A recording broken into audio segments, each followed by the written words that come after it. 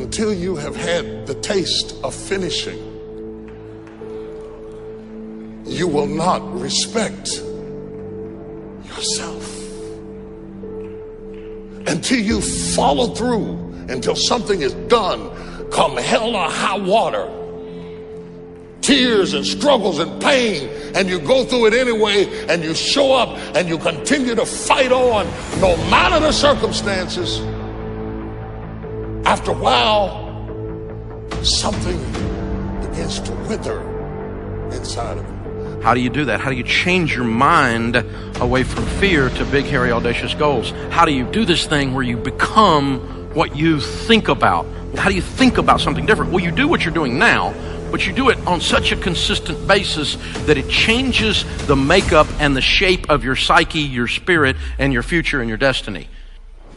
You need to learn to think, because thinking makes you act effectively in the world. Thinking makes you win the battles you undertake, and those could be battles for good things. If you can think and speak and write, you are absolutely deadly.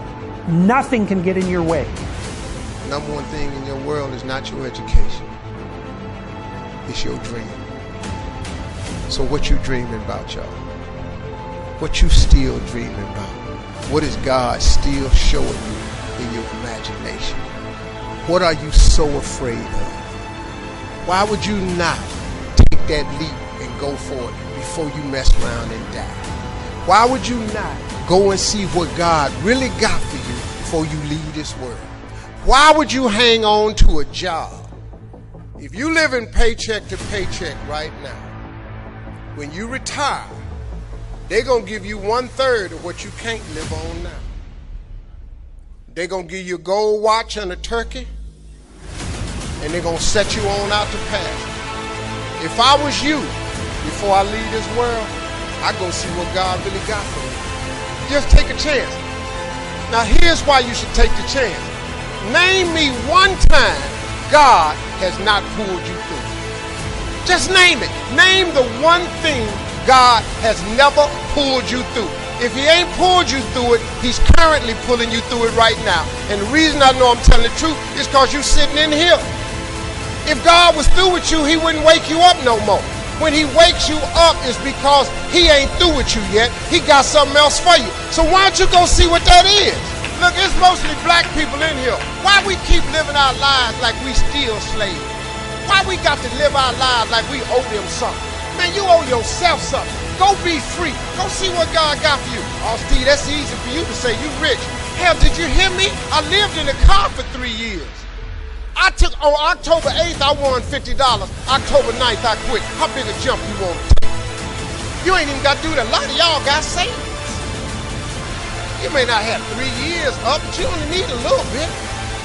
Just jump. Go see what God got for you. Quit sitting here in your life posturing like it's okay. Quit funking the fake. Quit faking the funk. Quit got people thinking you something you ain't, man, when you really know you won't be something else. Some people quit because things are out of control. Nobody quits what you can control.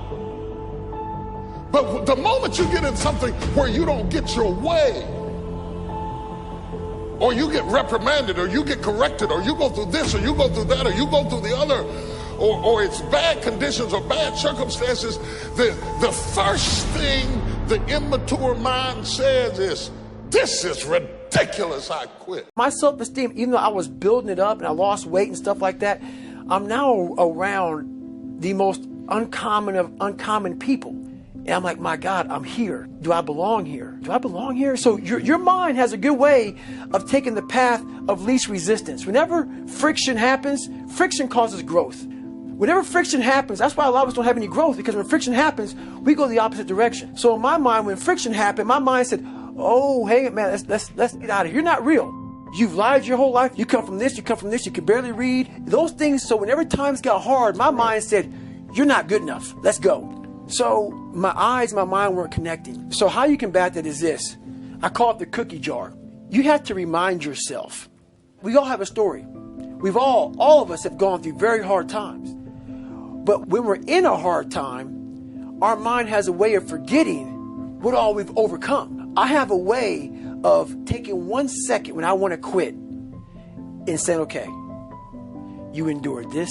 So I look at my life and how I came up as the ultimate training ground versus most people look at it as why? Woe is me. God, why? Why? I had to flip this upside down and say, hang on a second. God was training me to be one of the baddest men on the planet Earth. That's how, this was my journey. Because those things beat me, but they didn't kill me. You got to have a permeating attitude that you're going to win. You got to have a positive outlook. You got to be optimistic. You got to know you're going to win. You got to, right now, you got to say, I'm going to win. I don't mean just this contest. I don't mean the contest. I mean, I'm going to win. I'm going to win. My life is going to win. There's going to be a victorious life here. Because listen to me, the price you pay for losing here is too extreme. You have to carry the burden of failure the rest of your life. You carry that around with you if you fail here. The biggest thing that breaks my heart is you feel the spirit right now. And then when you get back, these dream stealers run into you. And they start to steal your dream. And you quit. You give up. You got to decide I'm going to win. You got to decide that the failure part of carrying failure, you've been exposed to what your life could be. If you fail here, the price is extreme. It's forever. You carry the failure forever. I'm being honest with you. I meet people oftentimes that say, I was in WFG. You really changed my life with this meeting. But. And they put their heads down. They've been carrying it. They carry it. They see these Facebooks and Instagrams and what we're doing. You got to know you're going to win. You got to sell out. Yeah, I'm telling you, you got to become a sellout. You need to sell out. You need to get obsessed. You got to get relentless. You got to be a road dog. You got to get intense. That's what you got to do. You got to put your head down for a 4 to 6 year window. I don't care if you're brand new or you're one of these front rows. We need 4 to 6 years right now, like the best you ever had. You can feel it from me right now. I've been doing this 25 years. I haven't felt like this in 20. This is going to be the best run we've had. We're playing offense again. We're selling the dream again. You can feel it. We got some swagger at this convention, don't we? You can feel it. You can see the videos. We need your best. Let's go on a run. See, we're a family. We're a dysfunctional family sometimes, but we're a damn family. We don't always get along, but at the end of the day, we've done something great together. We've made history together. It's so funny we're talking about, there's nothing even remotely, there's not even something even 22% the size of WFG. It's hilarious that somebody you think that there's something like this. My God, this is a behemoth. This is the Lakers, this is the Yankees, this is the Celtics, this is the Dallas Cowboys, this is the Patriots. There's nothing like it in the world. There's some dream stealers. You need to look out for these 4. I don't want them to happen to you. You ready? Say yes. Dream stealer number 1 that'll take you out of here. Lack of confidence or faith. Lack of belief. It'll steal your dream. You got to know you're going to win. You got to have some faith. These people sitting around you right now, they're whispering to you, you could do this. I believe you. Just like when you were a little boy. Just like when you were a little girl. They've always believed in you. They've always known you were going to do something special. They always knew you were great. You need to know it. You need to take that God that's sitting there with you and those precious souls that have passed, that have always believed in you, and you carry them with you everywhere. They're with you anyway. Acknowledge them. If you don't believe that, honor them. Honor God. Honor these people who believed in you with your magnificent life. Honor them. Don't give in to lack of belief, lack of confidence. Don't ever do that again. Don't do it in WFG or out of WFG. You were made to do something great. You're special. You were made in the image of God. Something awesome is supposed to happen for you. And those of you that have made something awesome happen, something even more awesome is supposed to happen for you. Is the greatest single obstacle to our success is our self-limiting beliefs. Is we believe that we're limited in some way. Our friend this morning was talking about the fact that each person is a potential genius, that you have genius inside you, that you have unlimited potential, which is what we agree, we believe passionately. But if we believe that we are limited in some way, it becomes true for us. It becomes our belief.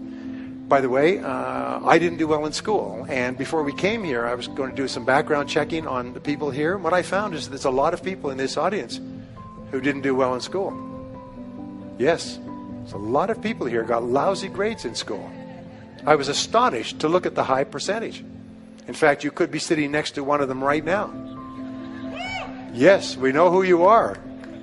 Now here's the problem, is that if you're told, which I was, and all the time you're growing up, they say you have to get good grades or you won't do well in life. You have to get good grades or you won't get into college. You have to get good grades or you won't get a good job, won't get very well, and so on. They tell you that to encourage you to get good grades. So what if you got lousy grades for whatever reason?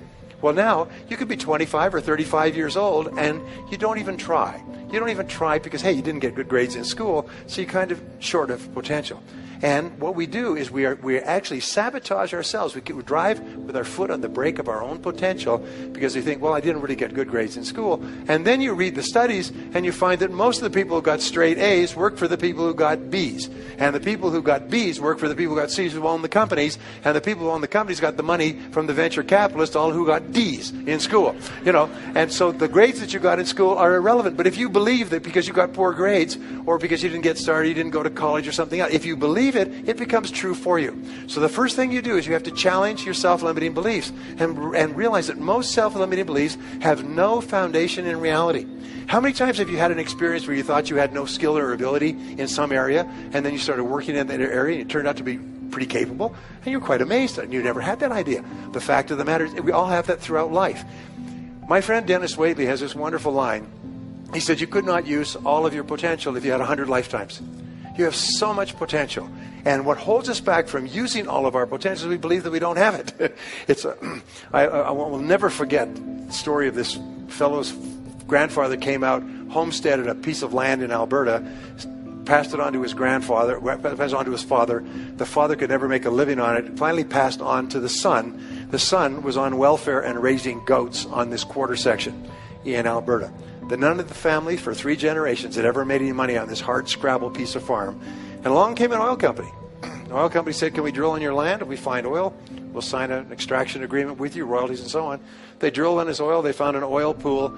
And within overnight, he was a millionaire. He had an income of something like $150,000, $200,000 a year for the next 30 years. He went from living a hard scrabble life, raising goats on this lousy piece of land, and somebody else came along and showed him how to get the potential out of the land. The oil had always been there. That's what this seminar does. That's what Harvey does, by the way, is he shows you how to drill oil in your own land and tap into the potential that you have. It was always there. It's been there all this time. But your job is to drill. That's really important. And that's what we're here for 3 days, is to look for insights. So remember this. Always ask yourself, if you have a self-limiting belief, what if it wasn't true? What if it wasn't true? My son, going back to David, David was really shy when he was growing up.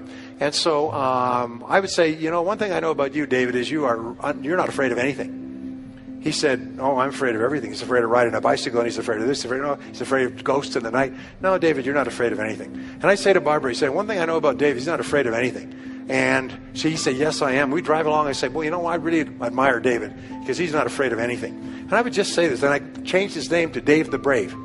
And then I shortened it to Le Brave. I say, where's Le Brave? Where's Le Brave? Where is he? How are you doing, Le Brave? I called him that. I started calling him Dave the Brave all the time. And, you know, at a certain point in his life, he started saying, you know something, I'm not afraid of anything. It changed his whole life. You reprogrammed him to tell him, because other than that, he had a self-limiting belief. And it's really important. Anyway, so your beliefs are important, and your whole attitude toward life is determined by your beliefs. And here's the interesting thing. You come into the world with no beliefs. Every belief that you have, good or bad, you learned from childhood. And most of your self-limiting beliefs, if not all of them, have no basis in reality.